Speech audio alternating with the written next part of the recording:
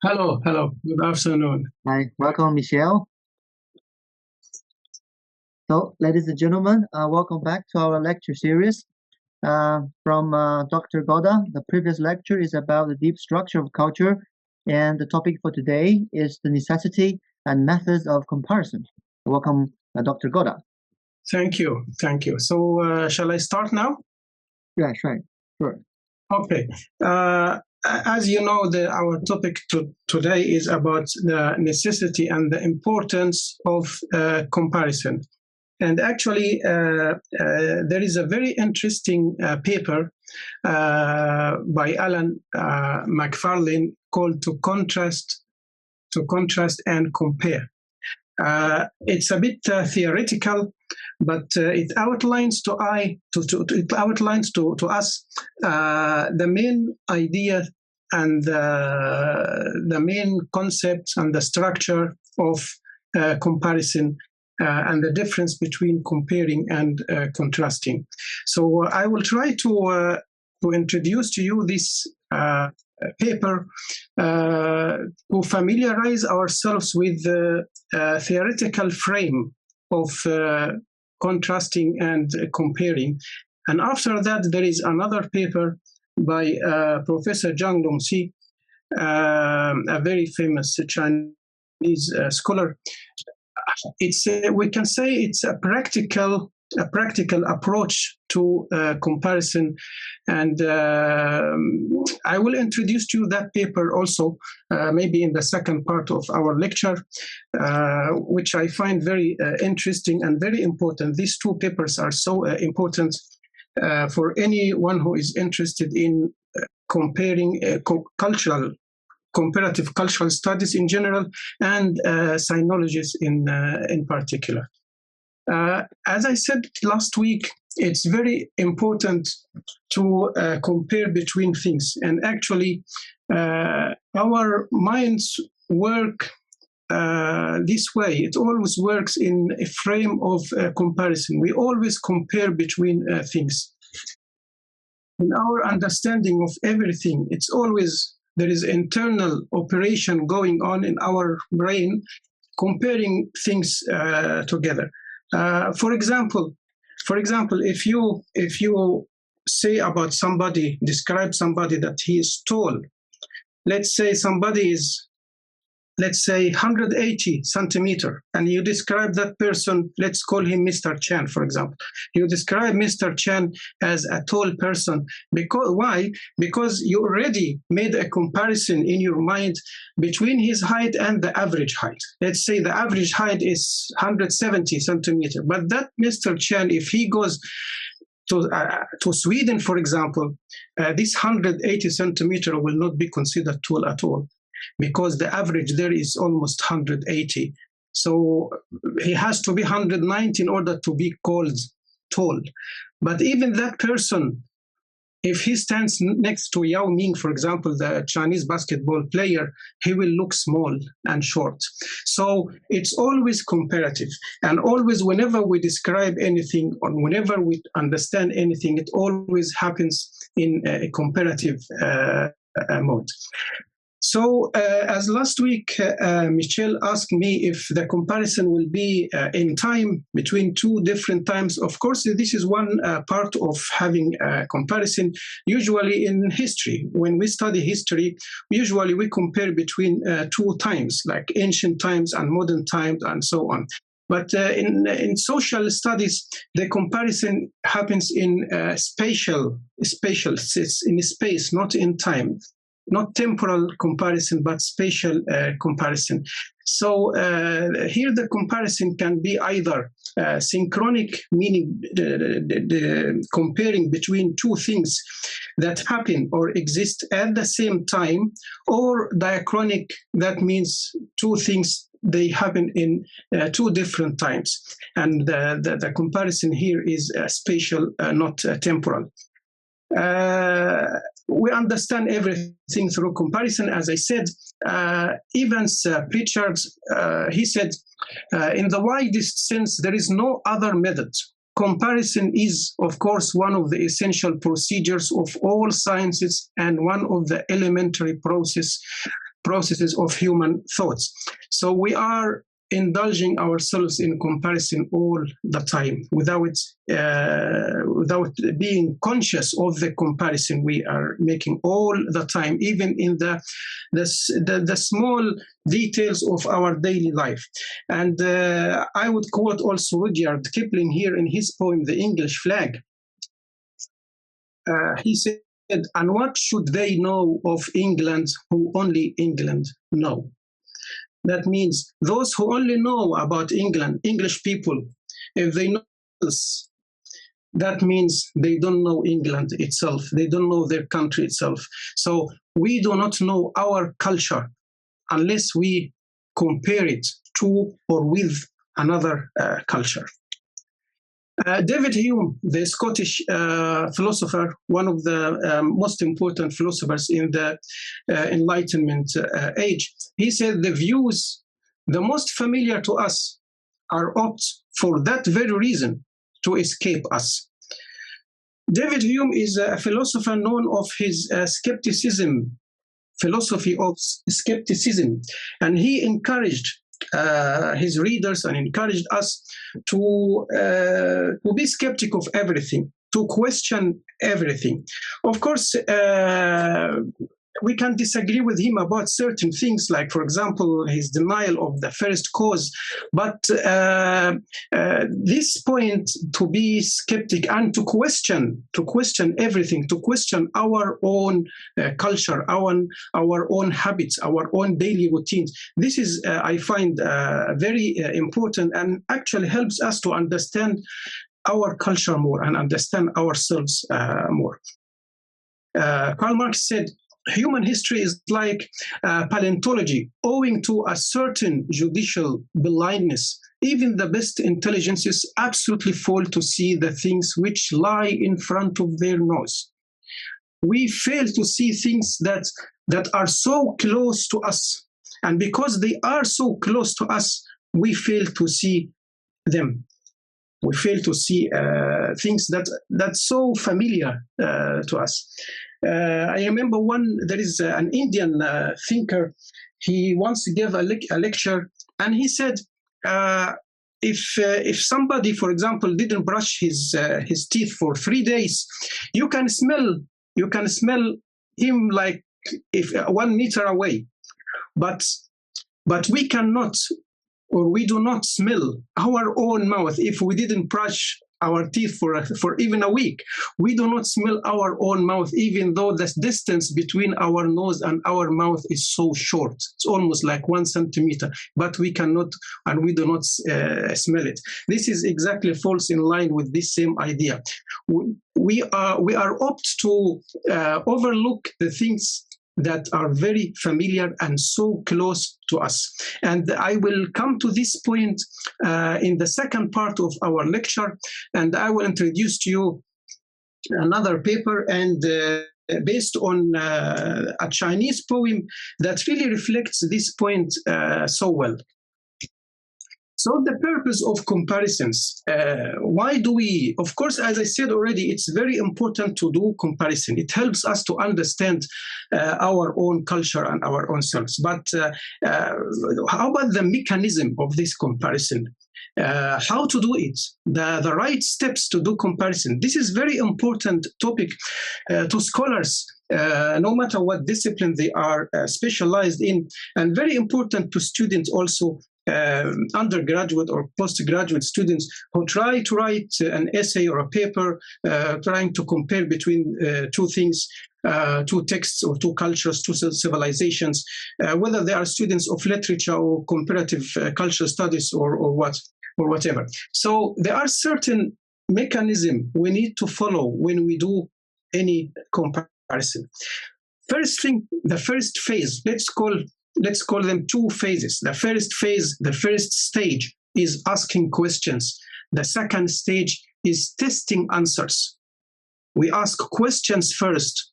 We try to come up with some questions and certain hypotheses, and then we try to test the answers we may have. The first thing, when in the first stage of asking questions or suggesting questions, posing questions, the first thing we should do is distancing the overfamiliar. What is the overfamiliar? Is our daily routine, our local and native culture. We need to distance ourselves. This is just reflects what I have just said and all the quotes I have just read by Karl Marx and David Hume.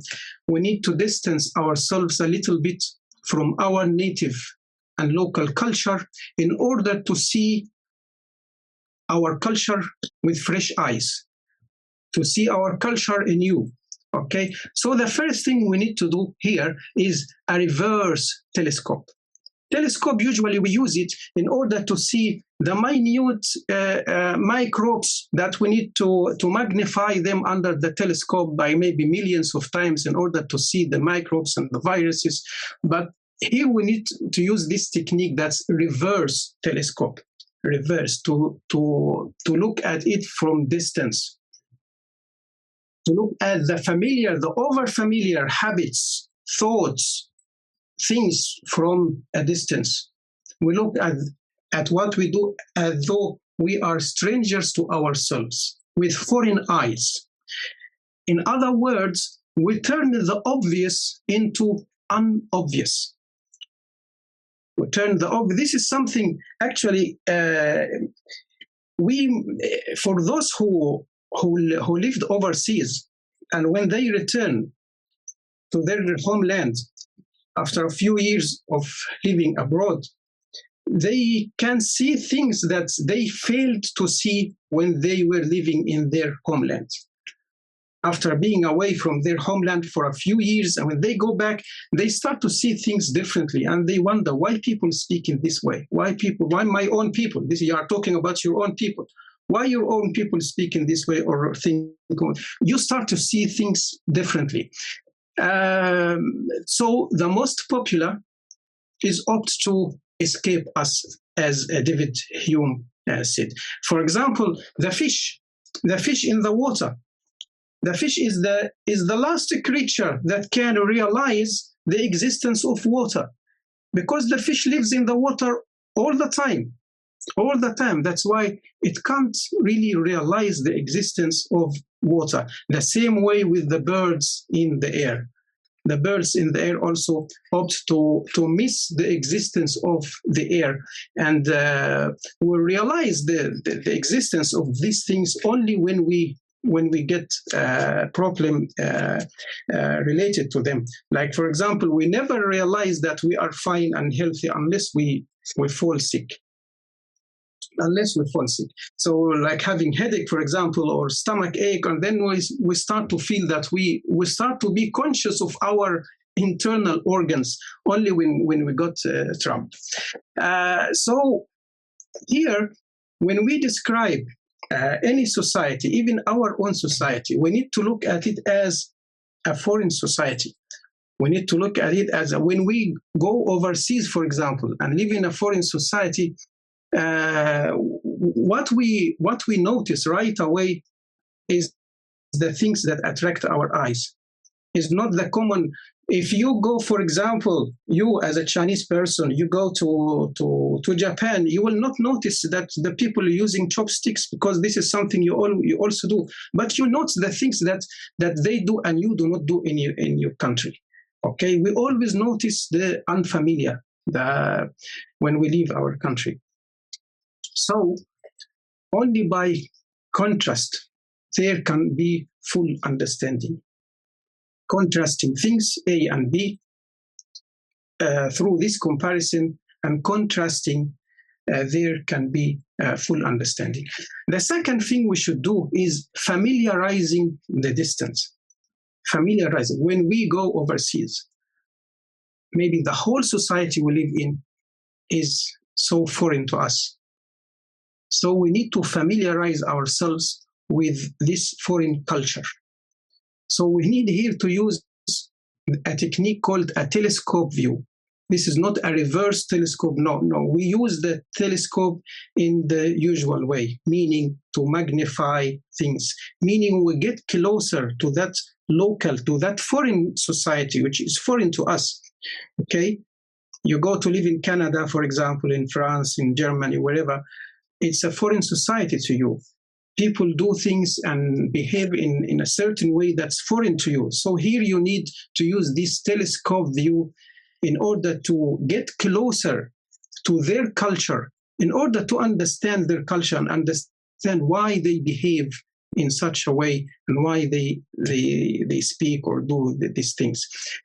David Hume says, regarding this foreign phenomenon, whatever we see, things that foreign to us, sometimes they sound and they seem irrational and nonsense. In this respect, David Hume, the Scottish philosopher, said, "Let an object be presented to a man of never so strong natural reason and abilities," meaning somebody who is not strong, not intellectual, not smart, somebody who is not intellectual, not smart, okay, not intelligent. If that object be entirely new to him, he will not be able, by the most accurate examination of its sensible qualities, to discover any of its causes or effects. Meaning, it needs intelligence in order to understand a foreign culture, to understand its causes and effects. It needs intelligence. And also, we need to think of possible alternative models of things. We always need to think of a third alternative. What if the situation was this? What if we behave differently? What if we always try to come up with or provide a new hypothesis? What if something happens? What if we do things differently, and so on? This is all about asking questions. Also, it's about asking questions regarding things that are not there, things that are absent. This is making absences visible, revealing absences, meaning whether we talk about our society or about foreign society, when we try to make any comparison, we always should ask about the things that do not exist in that society. Not only about the things that exist in the society and the things that we experience, but we also should ask about the things that do not exist at all, or existed at a certain time and then ceased to exist.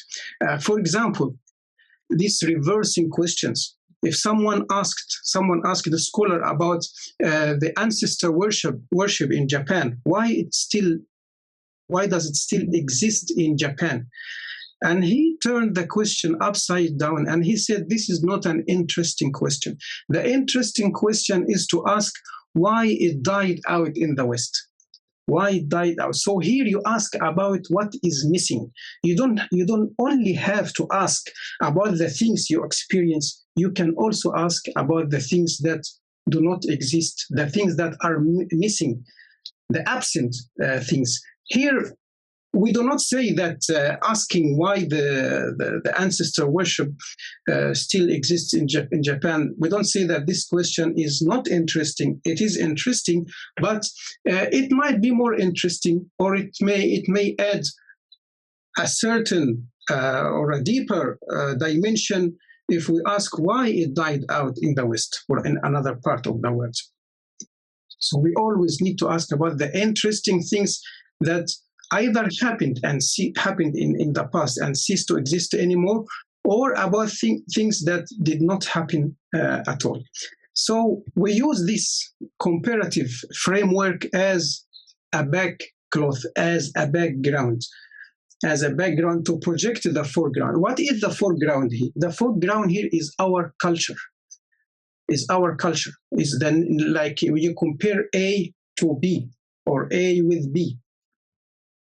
A is your culture, for example, your native culture, but you need a background of a foreign culture, okay, in order to project your own culture, in order to understand your own culture, not only understanding the foreign culture. And so we need to pay attention and to put equal emphasis on both similarities and dissimilarities. similarities and differences. Not only, of course, when we contrast between two things, we focus only on the differences, okay? But when we compare, we focus on both similarities and dissimilarities or differences. After finishing this stage, then we come to the testing answers. We need to test our answers. We need to test the hypothesis we have put forward to see if our hypothesis is correct or not, whatever hypothesis we may put forward. And actually, this is also very scientific method because science is based on hypothesis. All scientists, they have to provide and pose an hypothesis first, and they try so many experiments one after another to test this hypothesis to see if they work or not. We also need, when we test our answers, we need to search for causal connections. Causal, always ask why and how, why things happen this way and how it happened. Trying to find the causal connection, the reason, the cause and effect. For example, we can ask questions, and this example has been brought forward by Max Weber, the German sociologist and anthropologist. Like Calvinism, for example, he suggested that Calvinism is the root of capitalism. Calvinism is let's say, is a branch of the French branch of Protestantism. Okay, Protestantism is a Christian sect that started by Martin Luther in 1517, exactly on the 31st of October 1517, when he went to the church and he put 99 objections that he protested against the church in Rome, the Catholic Church in Rome, and that's why his sect later on became to be known as Protestantism, because they protested against the authority of the church and so on. So, for example, Max Weber, he said that Calvinism is the root of capitalism, of our modern capitalism, and also suggested to ask questions like, are there capitalist societies that are not Calvinists, and to compare between a society, if this kind of society exists, to compare between this kind of society that is capitalist and Calvinist and another society that's only capitalist but not Calvinist. The idea is always to get ourselves used to ask questions and to find these causal connections between things. And also searching for more co-variations beyond our society, like imagining a different type, a different pattern of society. Not only the society we live in, but other variations of this society. Always we need to give our imagination,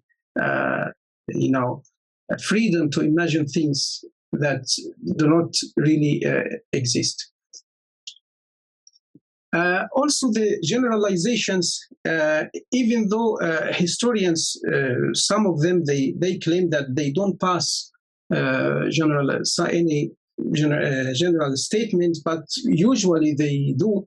And we need to test this generalization. Whatever general statement we'll make, we need to test them and examine them comparatively.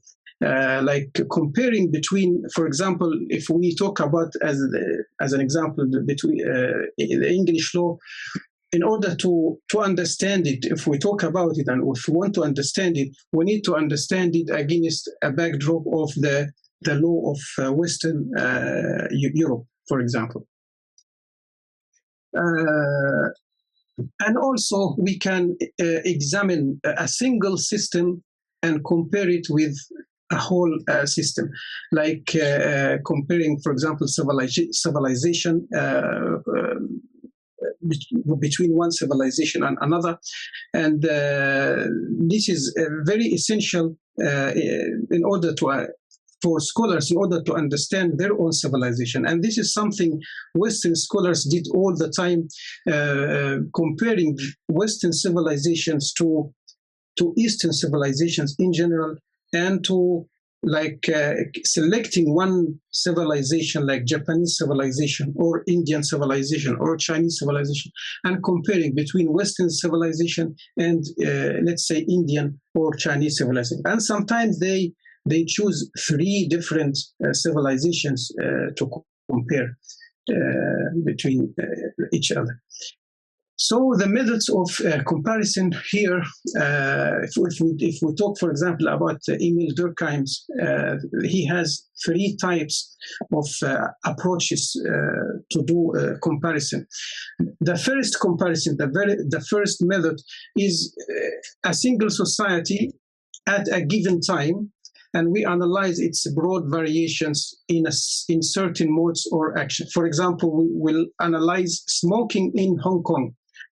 Only Hong Kong, or only Beijing, or only Shanghai. We don't compare it to another or with another city. No, we look at this phenomenon, smoking, for example, and we compare between phenomenon, for example, in the higher class or the middle class, or between workers class, or between one part in Hong Kong and another part, and put it in different modes. So it's within one single society. The second approach, we compare between several societies of generally similar nature, but differ in certain modes, like smoking in Hong Kong and Japan, Hong Kong or Shanghai and Japan, for example, or Shanghai and Hong Kong. They are similar in many things, that they are both Asian, they are both Asian, and they are both metropolitan cities and so on, but they are still different in many other ways. So we can hold this. Another approach is to compare between two societies. We select one phenomenon, for example, and compare between this phenomenon in one society and the same phenomenon in another society. The third approach, numerous societies, widely different in nature, yet sharing some identical features, or different periods showing radical changes in the same society. Different periods, like selecting or picking one phenomenon and comparing between that phenomenon 100 years ago and the same phenomenon in our time now, within the same society, or within or in more than two societies. So these are three types of approaches to do comparisons according to Emil Durkheim. The unit of comparisons. What kind of things are suitable for comparisons? Because there are certain things are not suitable for comparisons. We need to compare between two things that they have some common characteristics. They are different in some ways, but they are similar in some ways too. So we need to compare between things of the same order of magnitude. That's why we cannot compare, for example, between handshake in England and the family system in China. The handshake in England is a tiny social behavior, small social behavior. We cannot compare it with such magnitude, such a major social system like the family system in China. They don't match. Okay. The other thing is to compare things of the same class or same order. That's why we cannot compare between marriage in America, for example, and tea drinking in China. They don't belong to the same family. They are completely different in nature. We cannot make this comparison.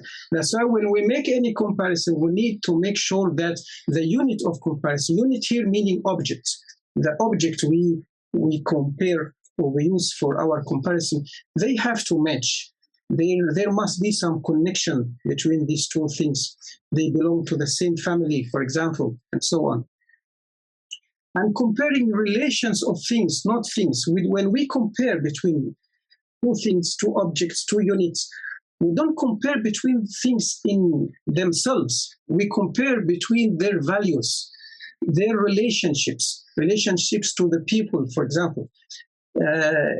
When we compare between marriage in America or in the West and marriage in China, we don't compare between the marriage itself in itself, but the value behind it, the relationship between that thing and the society itself, for example.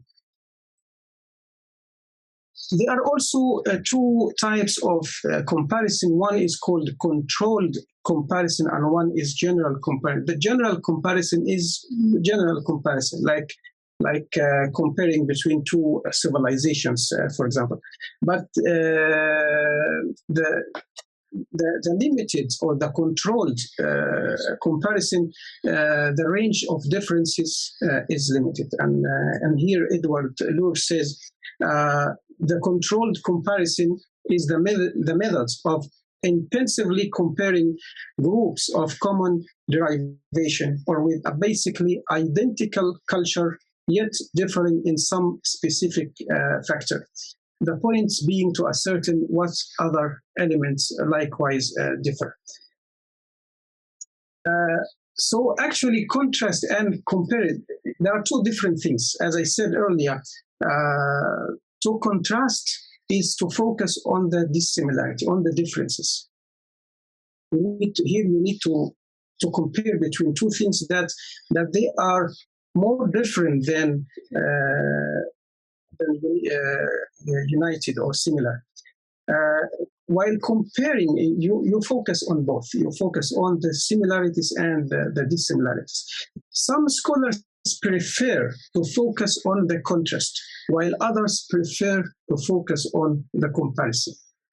Which one is better? When you want to make a comparison, you need to decide for yourselves first, before you start making this comparison, which side you want to focus on more. You want to focus on the differences or the similarities or both. As I said, scholars had different opinions regarding it.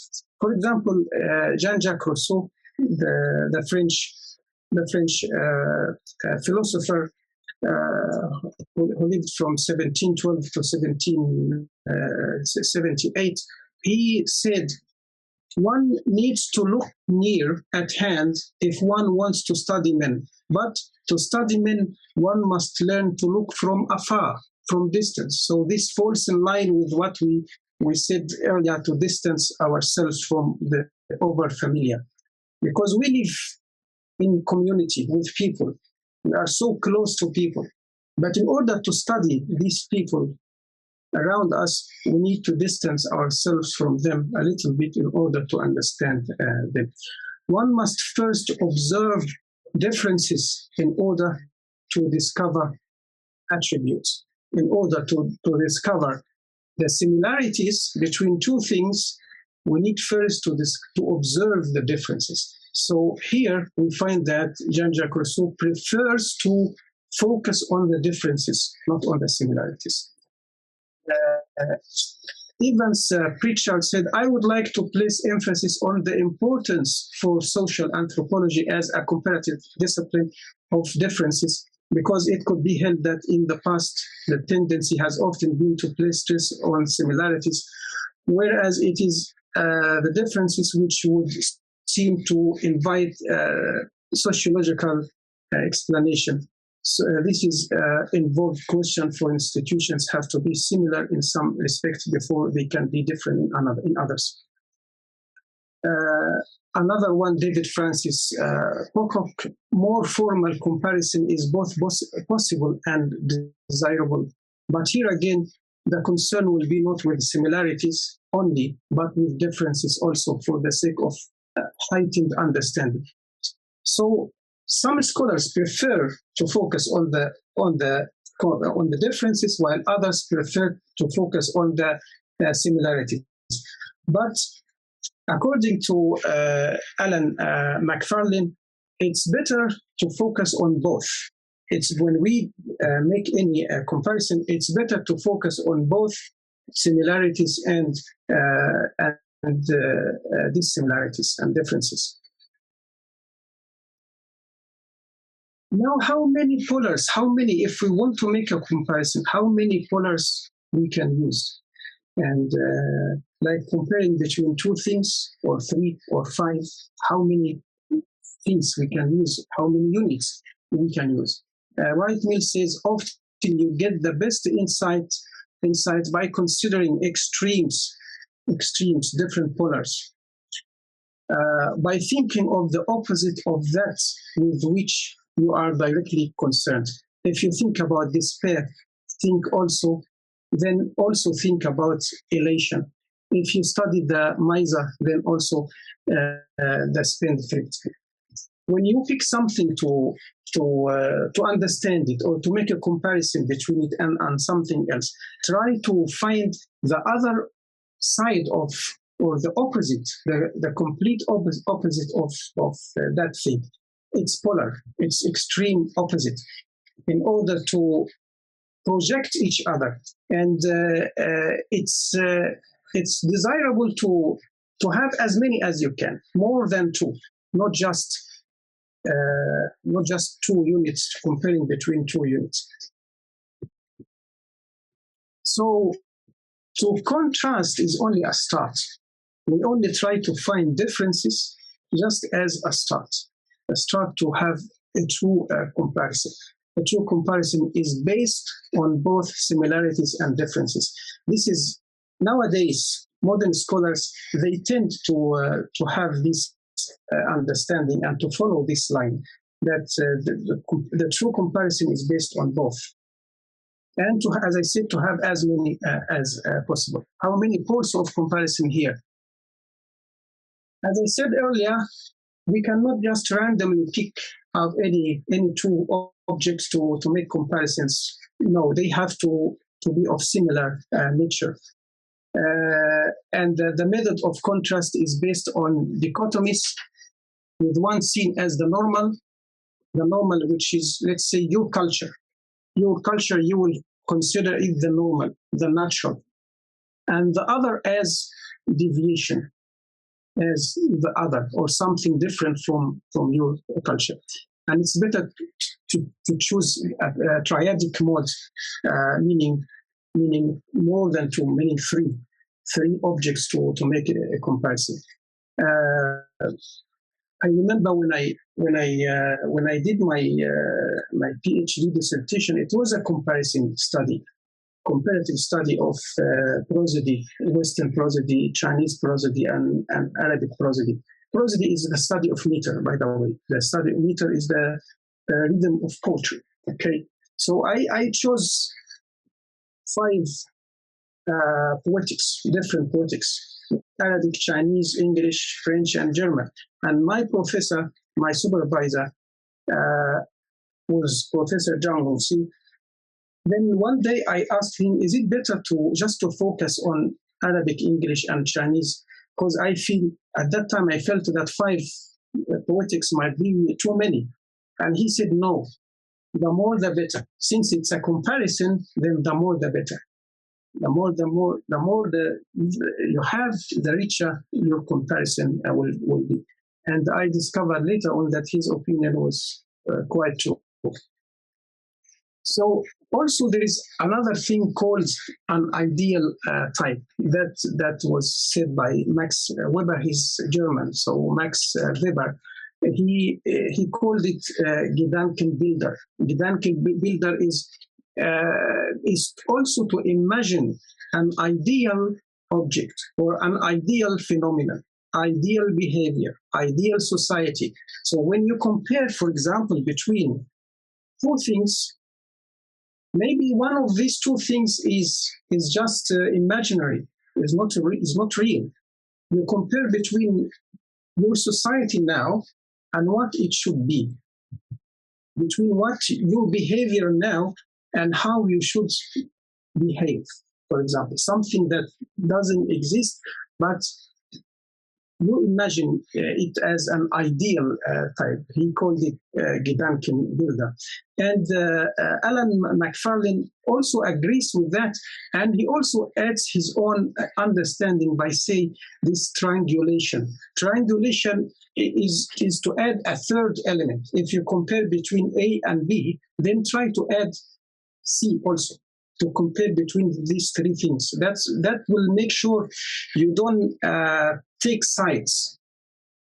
Like if you compare between China and Japan, then try to include, China and America, for example.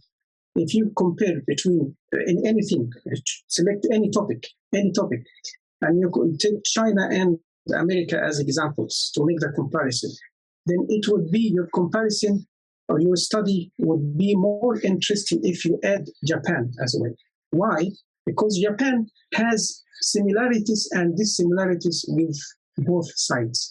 Japan is similar to China, that it is an Asian country, and it is similar to America also because it's very westernized. So in a way, it falls in the middle between China and America. So when you make this comparison using this triangulation of comparison as suggested by Alan McFarlane, your comparison will be more interesting and very rich. And this is, many scholars did that, like Tocqueville, he compared between France, England, and America. France, England, America. The comparison is between France and America, but then he included England as just a middle party between France and America. Norman Jacobs could compare between China, Japan, and Europe. Again, the comparison between China and Europe, but Japan acts as a middle factor here, and so on. Between India, Europe, Japan, the comparison between India and Japan, but Europe acts as just a middle factor between them. So we also try, the comparison would be so important if we add this Gedankenbilder, or the ideal type, the thing that does not exist except in our mind. We imagine it to be there. We compare between what our behavior, our present behavior, and our future behavior, our ideal behavior, how we should behave, for example. Okay, and we may include triangulation, this the third party. Okay. Before I move to the next paper, if you have any questions so far, this is the theoretical frame of comparison and contrasting.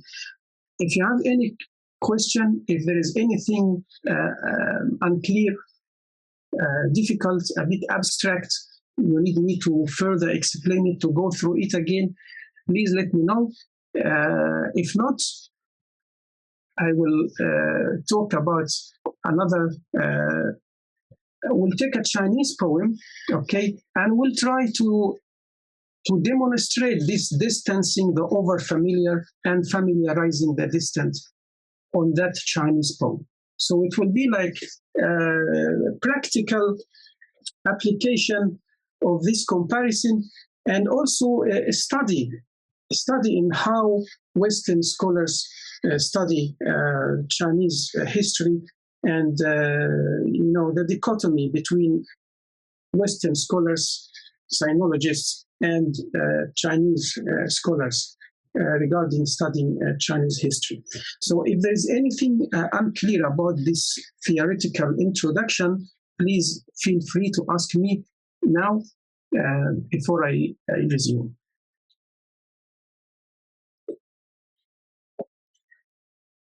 Is there any question? If you have no question, then I will go on. I'll show you the slides very quickly. So if you have anything unclear, you can ask me. I recommend this paper to you too. You can download it online. It's called To Contrast and Compare.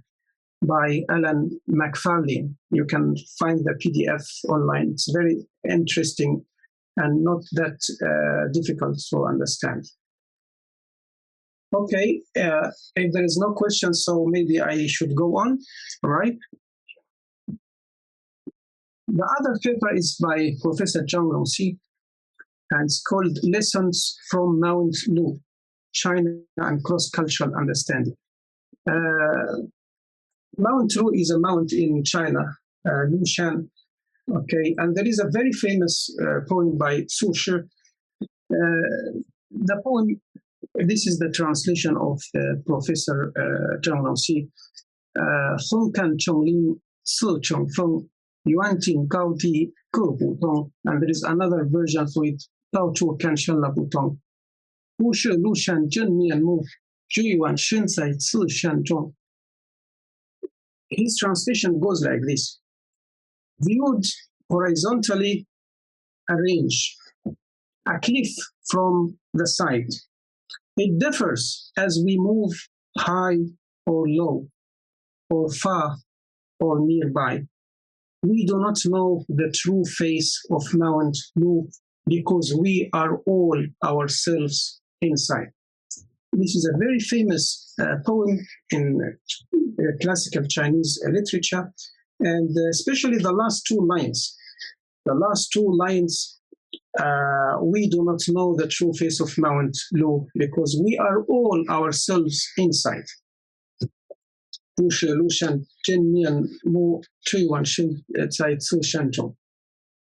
does it mean when we read? What is the first impression we get when we read such a poem? What does Su Shi try to say in such a poem?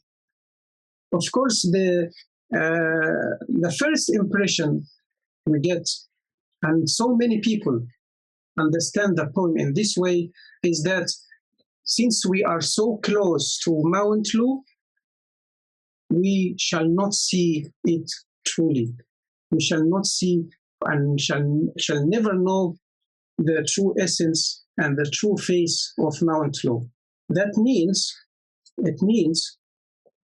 if we distance ourselves, if we go farther from Mount Lu, we will be able to see it clearly and to get a better idea and better understanding and better view of Mount Lu. If we take this example in sinologies and the study of Chinese culture, does it mean that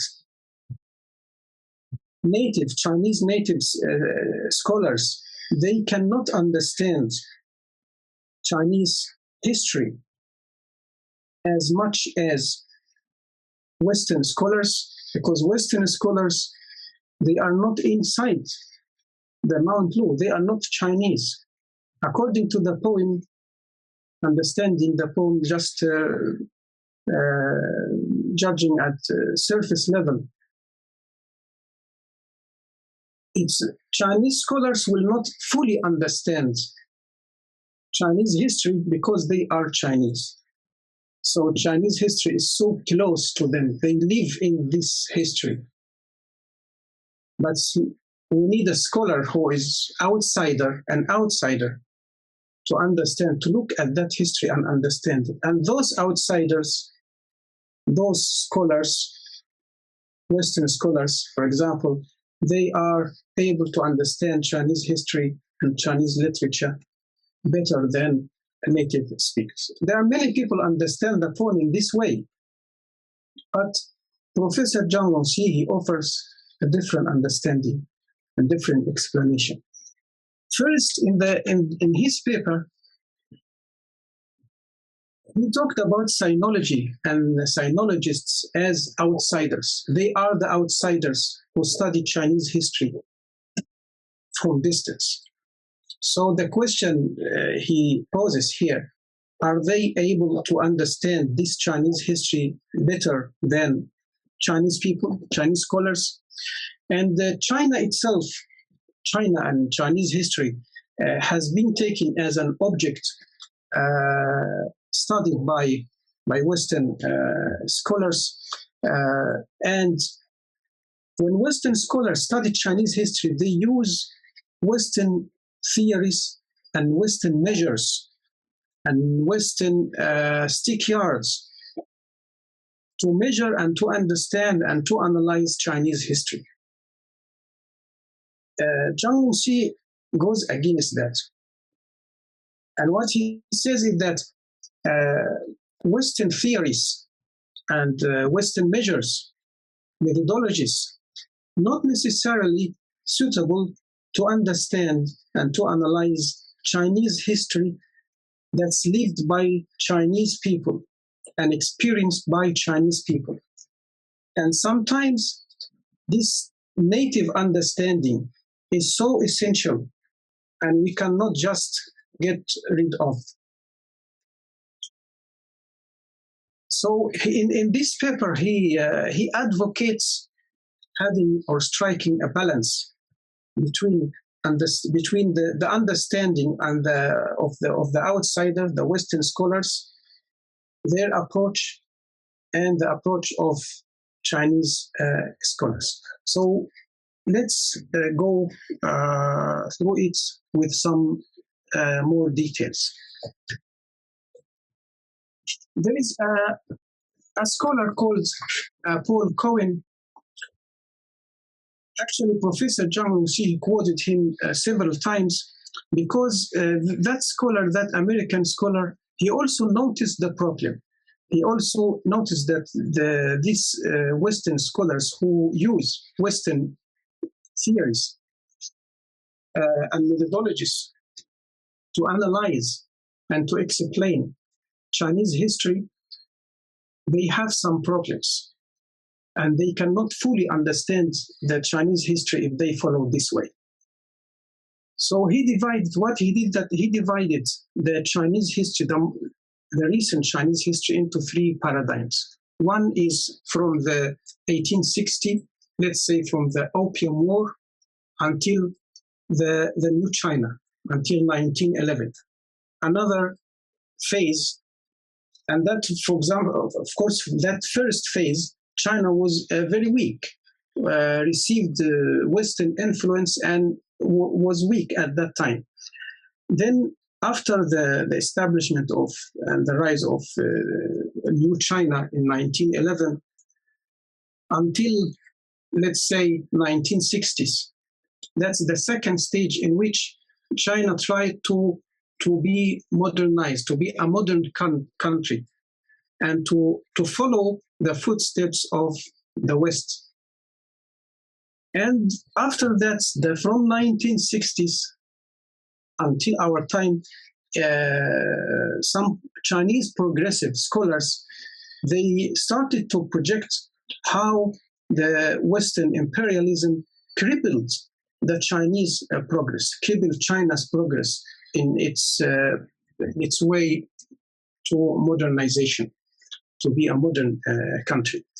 So against this Western-centric approach that was adopted and followed by Western scholars, he suggested, Paul Cohen, he suggested a new approach that is China-centric.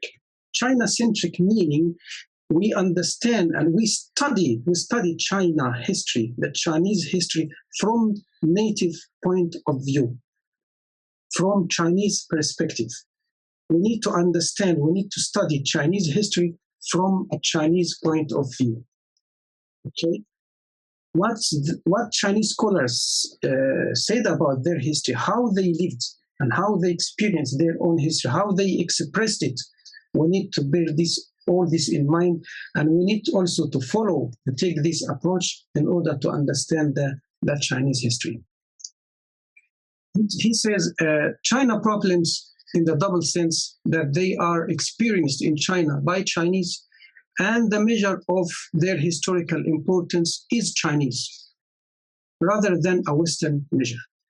This approach is called China-centric approach. Okay, so he said these are Chinese problems. When this Chinese history is a Chinese problem, is a Chinese object. So we need to put it in a Chinese context in order to understand it. An individual experience rather than the totality of historical experience we call China or Chinese history as a whole. So here it's very difficult to understand history as a whole. Usually, when any scholar writes about history, he writes about history from his own point of view. So again, it's an individual experience about a certain time, a certain incident in time. It's not about the Chinese history as a whole, not about the totality of historical experience. And so we read different opinions offered by different scholars because each of them actually provides his own individual experience, understanding of history. And also he says how that infinite understanding is possible for finite human nature. To understand history as a whole is something almost infinite. It's something very, very difficult. It's very difficult for one person, one scholar who is finite to understand that infinite history. How can one be omnipresent? To be everywhere, to understand what has happened in history at the same time in different places. So he offers this approach how to study Chinese history, which is so huge and stretches through our thousands of years. How for one scholar to understand all this history like that? So he suggested to divide it into small parts. And instead to use this China-centric, he suggested something region-centered, not China-centered, like dividing China horizontally into cities and provinces and study each part alone. So it's region-centered, not China-centered. And also using Western theories and methodologies of Western social sciences. But while we use their methodologies, we have to bear in mind and to have also this native point of view, from native perspective. We look at the Chinese history from native perspective while using Western theories. So here, this is very close to what we have just said earlier about familiarizing the distance and distancing ourselves from the over-familiar. It combines both. This is the practical application of those two steps, the reverse telescope technique and the telescope technique. So Professor Zhang here, he asks, are the inside and outside mutually exclusive?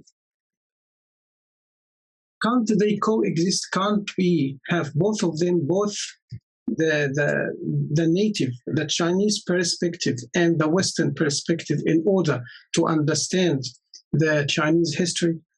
This is what he advocates and this is what he defends. This is his opinion that he says, yes, we can.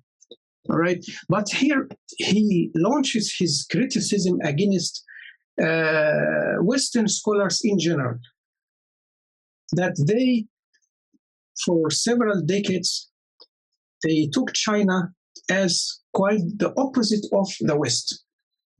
And even though some says that thing started by French scholars, he said, no, it didn't start by French scholars. We also find American scholars follow the same way.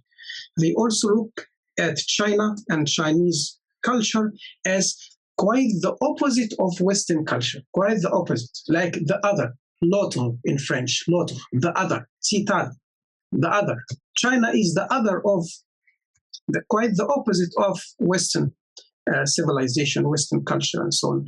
So Michel Foucault, the French philosopher, he came up with this expression, heterotopia.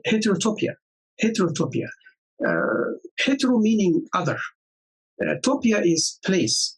It's like utopia. Like utopia, for example, when you say utopia, you know utopia, right? It's the very famous novel by Thomas More. It's this perfect world, the imaginary perfect. We imagine that there's a perfect world. And it has two pronunciations. One is utopia, utopia. O here, it's Latin, of course, all right? This is not English. It's Latin. So O here meaning no, and topia meaning place. So utopia meaning, if you pronounce it as utopia, it means no place, meaning it's a perfect place that doesn't exist. Too perfect, so perfect that it doesn't exist in reality. Or you can pronounce it as utopia, and you here meaning good. So utopia meaning good place. Utopia, okay? So here Foucault, hetero meaning other, heterotopia meaning other place. So China is the heterotopia. To Michel Foucault, China is the heterotopia, the other country, the other place. There is West and there is China. Okay? L'autre. And Derrida said the same thing. And he said China, of course, Derrida is famous for this concept of différance. Difference. It's pronounced difference, but it can be written, spelled differently, but it's the same pronunciation. So Derrida also said China is a perfect example of this difference, of what is different, completely different from Western culture. There are other scholars also, as I just said, some scholars said, the other, taking China as the other, the opposite of Western culture, is mainly French product. It's French scholars who started it. And then Professor Zhang countered this claim and says, no, even American scholars did that. And he gives some examples of to show how also the French scholars, some of them were so extremist in the way they depicted China and introduced China. Like, for example, François Julien, he always, in many of his writings, he always compared between China and Greece, and especially between ancient China and ancient Greece, and always introduced China and Chinese culture and Chinese civilization as quite the opposite of ancient Greece, quite the opposite. Like he introduces two columns, and this is what's done in China, this is what's done in Greece, and they're always completely the opposite, okay? And he says here, China presents a case study through which to contemplate Western thought, meaning through China, through studying China, we understand, because it's quite the opposite of Western culture, then we will come to a point where we understand Western culture, where Western thought from the outside. And he said, strictly speaking, non-Europe is China. This is all quotes, okay? This is quotes. He says, strictly speaking, non-Europe is China, and it cannot be anything else. China cannot be anything else but non-Europe, meaning the other that's not Western, the other that's not European. Marcel Grany also described China and Chinese way of thinking. He called it la pensée chinoise. La pensée chinoise, and he also called it la chinoise mentality. The Chinese mentality, or the Chinese thought, and also introduced it in a way that there is Western thought, and the opposite of it is the Chinese thought. Jacques Grenier, he actually explained and justified the failure of the Western missionaries in China due to the different modes of thoughts. Different mode. He said that the Chinese mentality, the Chinese mode of thoughts are so different, the opposite of the Western. mode of thought. That's why Christian missionaries have failed in China. And actually, when we look at this point, we find something very similar in Japan. Japan also, what's his name? Shusaku Endo, the Japanese novelist, Shusaku Endo. He was converted or born Catholic, I think. I don't remember whether he was born Catholic or converted to Catholicism since he was small. Anyhow, he wrote two very famous novels. One is called Silence, and the other one is called The Samurai. And in the two novels, they are almost based on true stories about the Christian missionaries to Japan in the 17th, 18th centuries. 18th centuries, I think, and how they failed. And he's a Japanese, okay? He was a Japanese, very famous novelist, very, very good novelist. And he was also translated into Chinese, actually. And he also, that was his opinion. What he tried to say in these two novels is that even though he was Japanese, but that's his analysis, that the Japanese mentality is so different from Western mentality that they completely reject anything foreign coming to them. That's why they rejected any Western religion coming to them. So this point is very similar to what they say here, to what Jack Gurney say here. So China as the other. When those Western scholars, when they look at China as the other, this is contrastive method, because they only focus on the differences, on how China is different. They don't try to find a common ground, common characteristics, some similarities between what is Chinese and what is Western. They only focus on the differences. So this is a contrastive method. Richard Nesbitt, for example, he doesn't agree with that. He says members of different cultures differ in their metaphysics or fundamental belief about the nature of the world. The characteristic thought process of different groups differ greatly. No, he's still like falling in line with the same idea that he says the Chinese understanding of what is metaphysical is so different from the West. The metaphysical, of course, is, or what's metaphysics is the other life after death. But here, starting from here, we return to Cohen.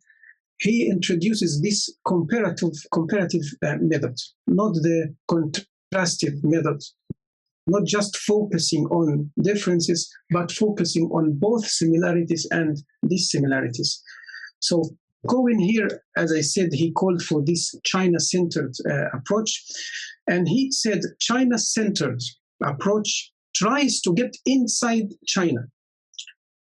Get inside China, meaning to understand history, Chinese history, the way Chinese people understand it. Why?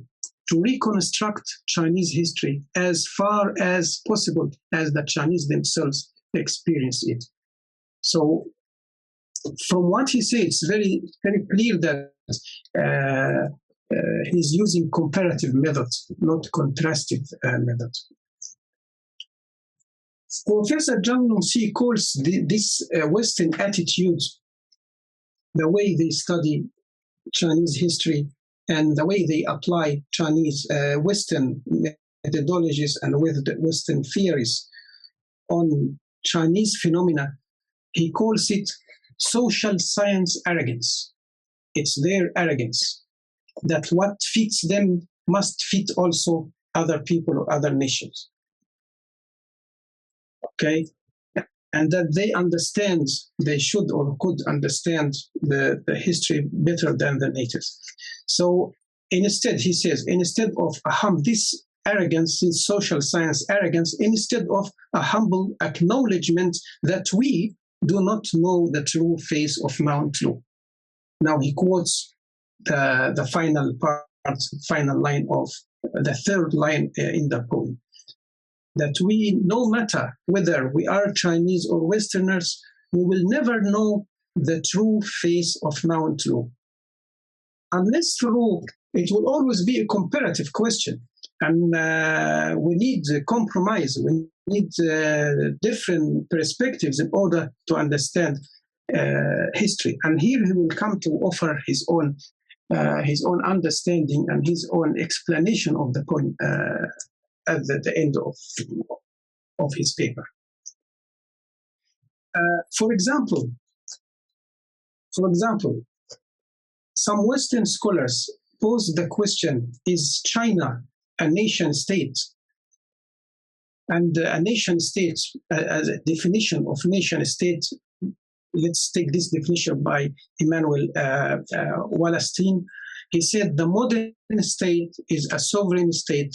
Sovereignty is a concept that was invented in the modern world system. So because this modern state as a concept, it was invented in the West,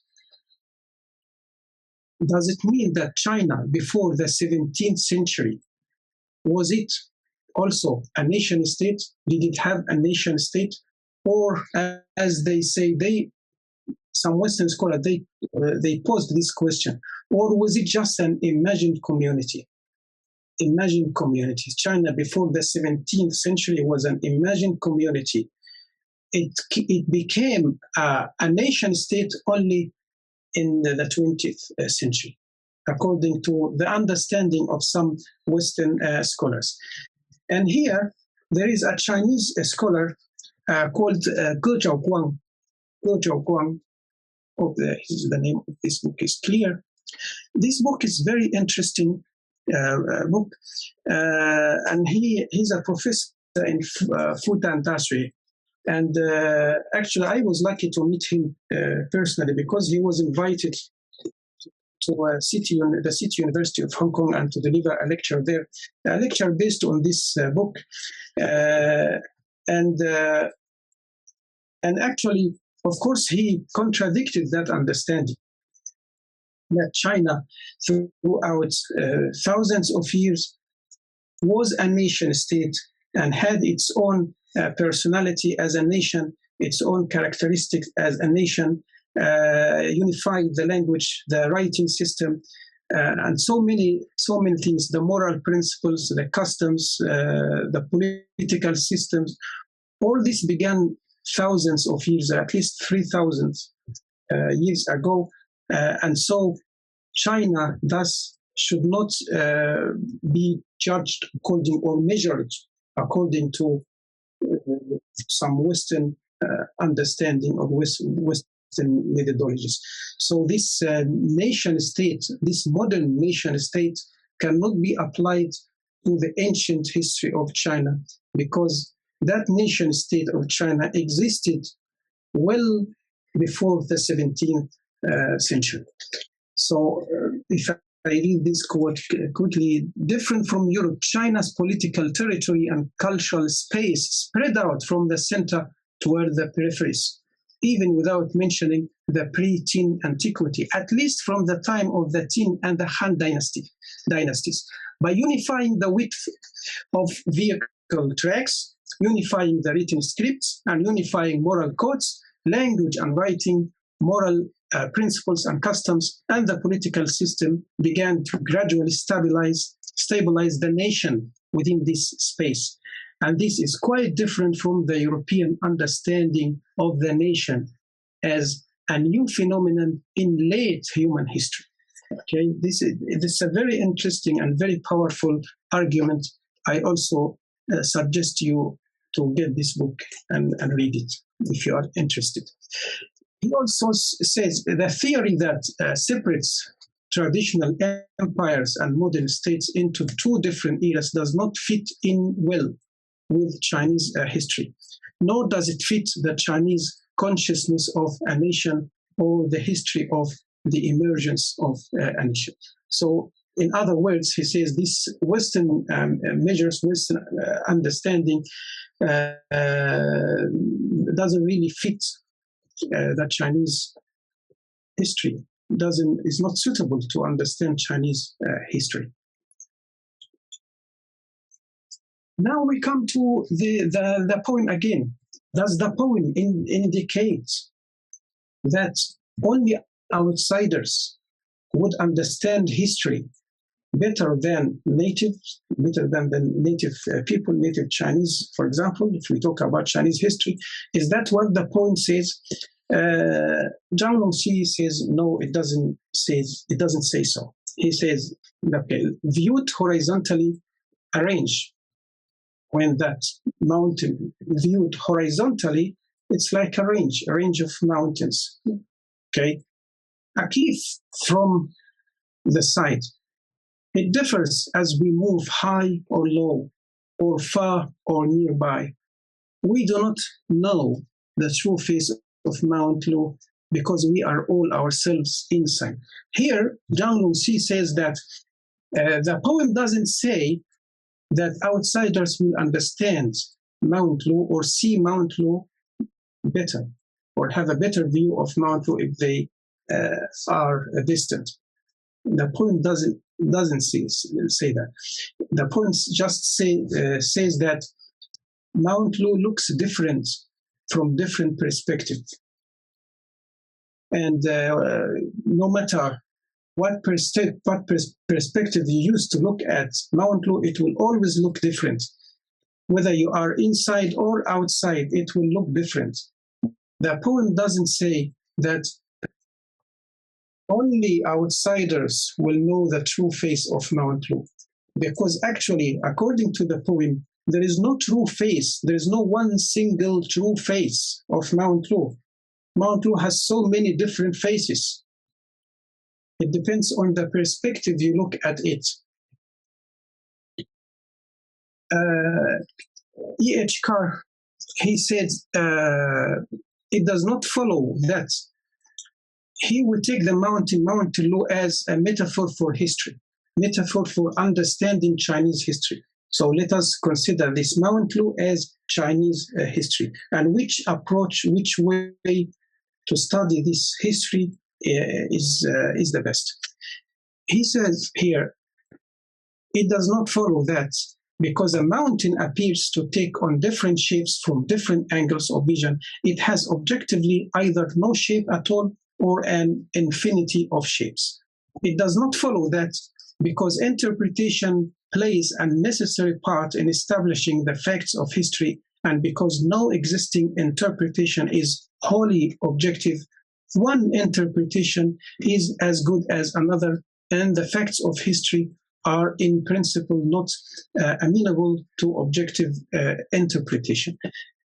So he says here there is no objective interpretation for history. There is no objective interpretation.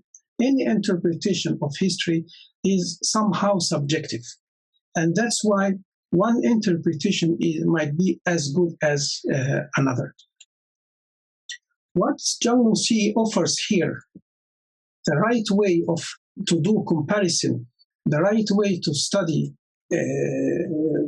history, to study any phenomenon, if you want to put it in a larger scope, this plurality, to adopt plurality of views. Plurality of views. And if we put it in line with what we have said earlier at the beginning of our talk, is to distance the familiar and to familiarize the foreign phenomenon. So there is no certain view is best. It's not by getting too close or by staying so far. It's by combining both, by adopting both. We need both techniques, both methods in order to have a better understanding. No one can claim. He said, we don't claim that one of them is better than the other No one can claim that, but we need both in order to have a better understanding of history, of any historical phenomenon we study. And he says the poem is more instructive poem than a simple description of mountain. It's not just it's like he's telling us a message. Susha is like telling us a message that there is no one true face of Mount Lu. Whether you look at it from close distance or from or far away, there is no one true face. At best, insiders and outsiders are all limited in their respective horizons. This part is very powerful. Are all limited in their respective horizons and finite determinacy. And at worst, the insiders' blind spots. These Western scholars who say the insiders, the Chinese scholars, they have these blind spots. Because they are so close to their history. There are certain things, or many things they do not see. Of course, they have a point. Of course, to a certain extent, it's true, okay? But the alternative is not to discard this native approach completely and say that the Western understanding and approach is the only way of understanding. No one can say that. We must strike a balance between the two understandings, between the two approaches. The Chinese approach, understanding their experience, and also we use the Western methodology and theories, but accompanied with Chinese native perspective. So this final part is very interesting. And at worst, the insiders' blind spots are matched only by the outsiders' ignorance and lack of sensitivity. This is very important, because if we say, Chinese scholars, because they are native people, that's why they have these blind spots. There are many things they will overlook. Okay, this is matched. At worst, this is matched by the outsiders' ignorance of and insensitivity and understanding of the local culture. Okay, so we can't say that both are wrong or both are correct. We need both ways in order to have a better understanding. Robert Burton says we are all, of course, both insiders and outsiders, members of some groups. And here, this quotes here is about we all belong to some societies, to some groups, some social groups. We all have more than one identity. Okay, it's not only if you are Chinese, then this is your identity, but you are also Asian. Identity you add to your first identity, and so on. A British guy for an English guy, he's English but he's European, and he's Western, and so on. There are several. This is Amartya Sen also says that we have different identities, and that's why understanding and explaining history is not an easy thing. It's always subjective. And why it's subjective? Because we have different identities. We belong to different social groups. We belong to this group, not that group. And also it's like circle. One circle contains another circle, and so on. We are all, Amartya said, we are all individually involved in identities of various kinds in disparate contexts in our own respective lives. Let us end by reading how Zhang Nongxi ended the paper, his paper. It's, again, you can find this paper online. It's very interesting. Let me give you the title, show you the title. It's called Lessons from Mount Lu, China and Cross-Cultural Understanding. Lessons from Mount Lu by Zhang Nongxi. You can find it as a PDF. You can download it to read it. You will enjoy it. It's very interesting. So let us, here says, with such an insight into our plural and interrelated statuses or multiple identities, we may now realize that it is untenable to hold that only Chinese can understand China, or equally absurdly that only a Western scholar can provide an outsider's objective view. Because whether we like it or not, our understanding will always be subjective. I dare to say there is nothing called objective.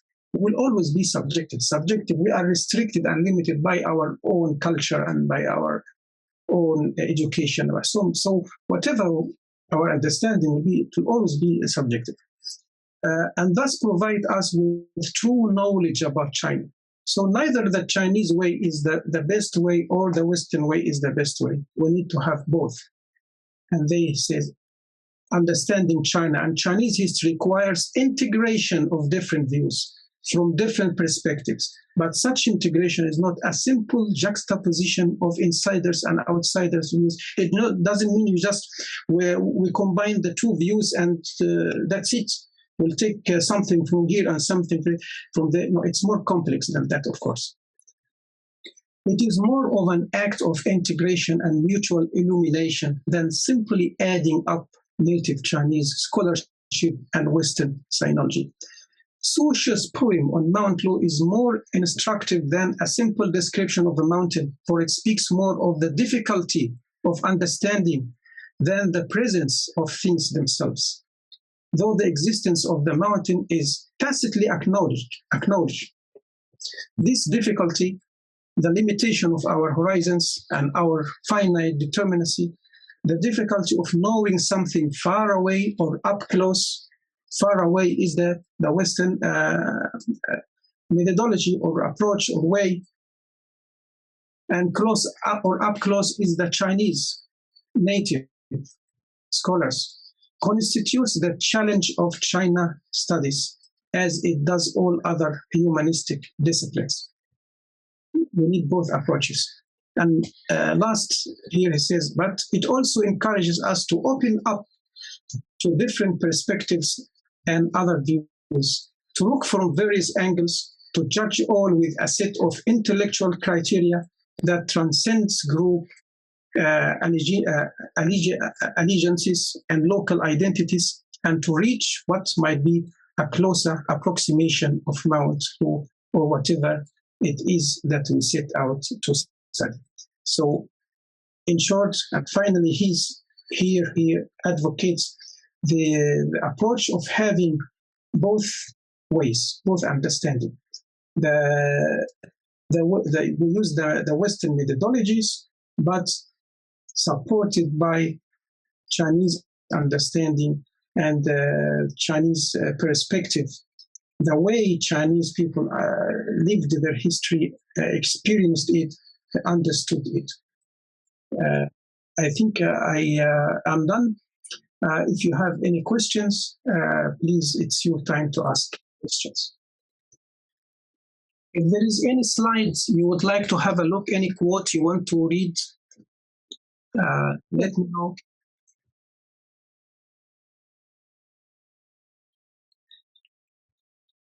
Okay, this is Michelle. Thank you so much.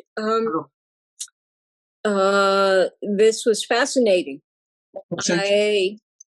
A couple of questions. So you compared China really to the West, and basically when we talk about Western, and you made the distinction before between countries in Europe and the United States and, North America.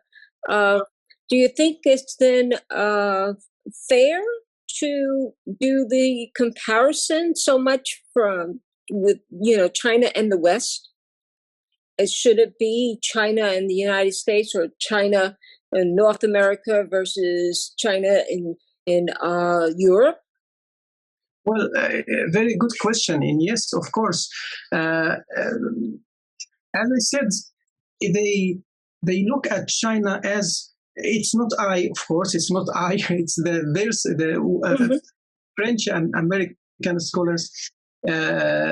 they look at China as the other of what is non-Western. But again, like here, Foucault, he called it heterotopia and difference, Derrida said, and so on. But of course, you are right. The West itself is so different.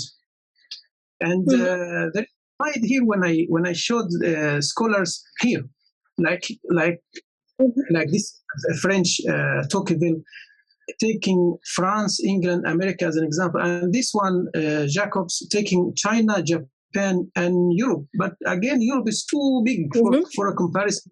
I agree with you. It's too wide. It's too Europe.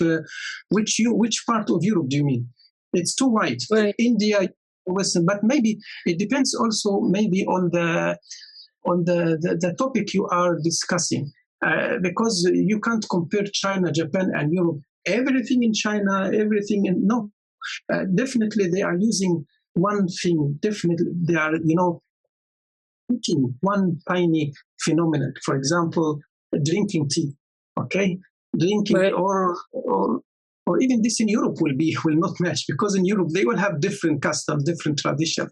Yeah, I find it's too wide. I agree with you. It's too wide. It's of course it's better to select just one country in Europe, one country in the West, France, England, Germany, because they are totally different.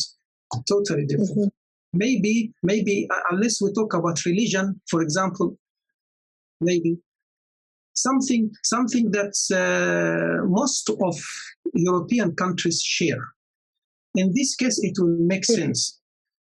Okay. Like Christianity, for example, at a certain period of time, certain time in history, for example, religion in Europe, in Japan, in China, at a certain time, in the 17th century, for example, or then maybe in this case. So it always depends on the topic, on the comparative unit. Yeah. Okay. Point, yeah. My second question would be around the phenomenon of virtual reality.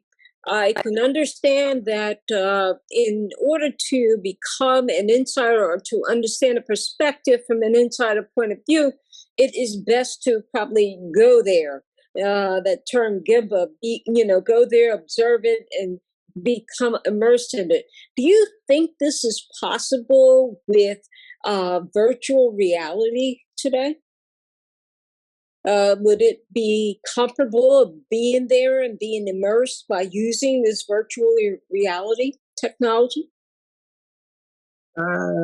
It's also a very critical question. It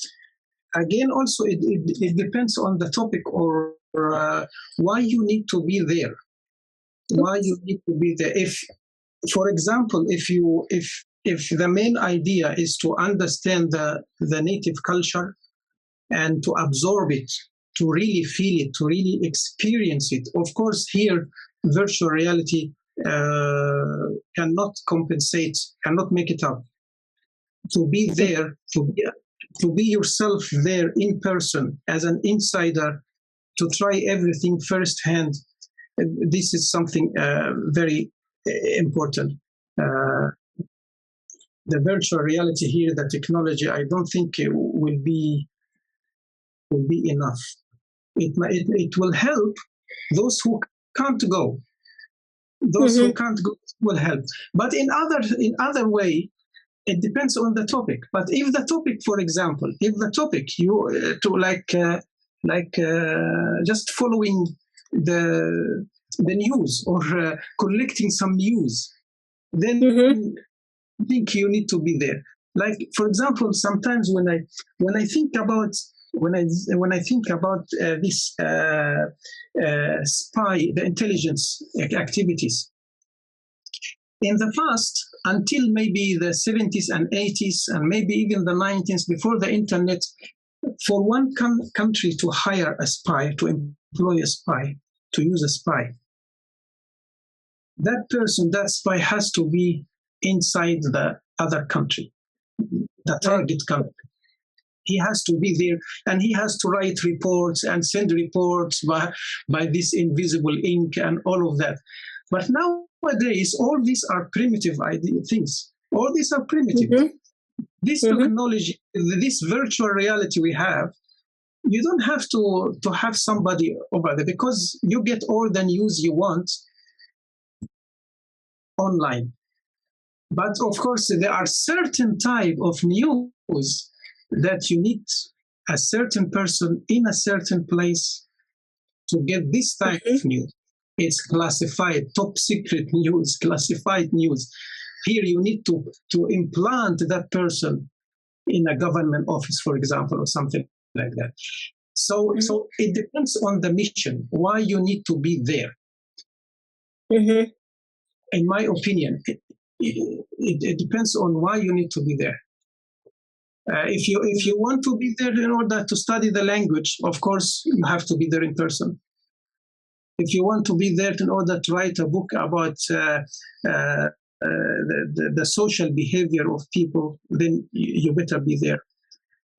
It's not enough to gather this information online. You need to get this information firsthand. Right. But unfortunately, we have the inaccurate perceptions that we have because we are not there, and we do use these other forms of medium to get our information. And so we've got just a quandary. Yeah. Thank you. Yeah, thank you, Michelle. So, Dr. Goda. Hello. Hi, I have a very brief question. That is, as you can see, that nowadays when we are talking about China and the West, it seems that China can represent the East. So I'm wondering, what is your understanding, whether China represents the East, or the East contains a bigger connotations, which includes also Korea maybe, or Japan maybe? What is your understanding of this? Yeah, of course. If we say China represents the East, then we mean the Far East. We don't mean the Middle East. We don't mean the Near East. The Near East is the North African countries, like Egypt, Libya, Morocco, Tunisia. This is Near East. The Middle East is another part, in the Gulf area, for example, Palestine and so on. But when you say China, if I make a comparison between China as a representative of the East and England, for example, as a representative of the West, then I know China here, the East here means the Far East. And the West here, England, if it represents the West, it means Western Europe. It doesn't mean Eastern Europe. Eastern Europe, they have different, completely different culture. Sometimes they're quite the opposite. So, and again, it depends on the unit, the comparison unit. If that comparison, if we say, for example, China will represent the East in blah, blah, blah, whatever. If that thing also is adopted in Japan and Korea, if they are adopted and practiced, let's say using chopstick, for example, chopsticks, okay? The way of eating, for example. Then yes, it's used in Korea and Japan. So if we say China represents the East, meaning the Far East, then yeah, it's valid. It's valid. But if we use something that's not used at all in Japan, it's not practiced in Japan and Korea, then I think it will not be proper to say here China represents the East, because in Japan they do it differently. In Korea they do it differently. So I think we need to look at for example, the filial piety. Like last week we talked about the Asian filial piety and how they care for elderly, and in Western societies, for example, how they just drop their grandparents in elderly houses. Here we can take China as an example of East, yes, because I think they are here very close. The culture is so close, whether it's Japanese, Korean, Chinese, or even Indian, or even Arabic culture. If you go to the Middle East, we will find also this filial piety is still there, very strong.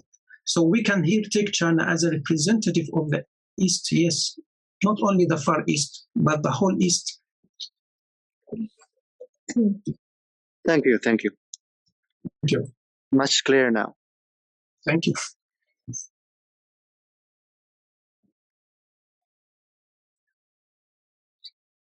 A quick question. Do you consider that arrogance you talked about to be imperialism? Arrogance, you mean this social studies arrogance, the Western arrogance?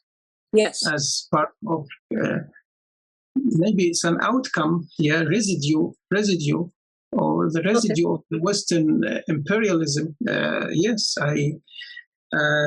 sometimes really some Western people, they talk and behave as though they still live in the 19th century. Some yes, I agree. Some of them, some of them give me this impression that they still live in the 19th century, and so long as they are white, then they must be correct. So yes, this arrogance could be just the residue of their old imperialism. I agree. Thanks so much. Thank you, Michelle. Any more questions? Okay, if there is no more questions, then next week we'll talk about, is it language? I think talk about language and the value of culture, cultural values, something like that. Great, looking very much forward to it. Cultural values. Yes, next week, talk about cultural values. Yeah. Okay. Cultural values.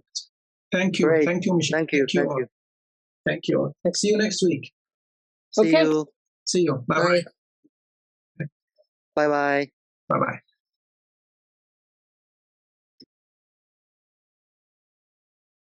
فكر في واجبك كما تفكر في حقك، واعمل طلبا للإتقان لا طلبا للشهرة والجزاء، ولا تنتظر من الناس أكثر مما يحق للناس أن ينتظروه منك.